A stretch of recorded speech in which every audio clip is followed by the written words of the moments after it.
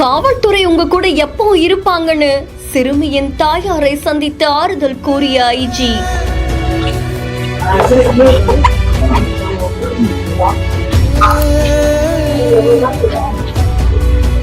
வீட்டுக்கே நேர்ல போய் ஆறுதல் சொல்லியிருக்காங்க.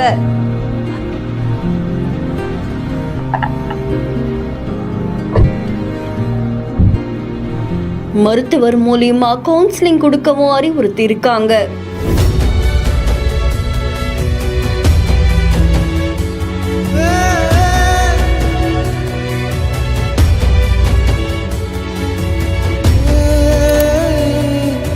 கோவையில 10 வயது சிறுமி கொடூரமான முறையில உயிரிழந்த நிலையில சிறுமியுடைய தாயாரை சந்தித்து ஐஜி ரம்யா பாரதி அவர்கள் ஆறுதல் கூறியிருக்காங்க. உறவினர் வீட்டுல தங்கி இருக்கக்கூடிய சிறுமியுடைய தாயாரை சந்திச்சு காவல்துறை உங்க கூட எப்போ இருக்காங்க, கவலைப்படாதீங்க, உங்க கூட நாங்க துணையா இருப்போம் அப்படின்னு பேசி இருக்காங்க.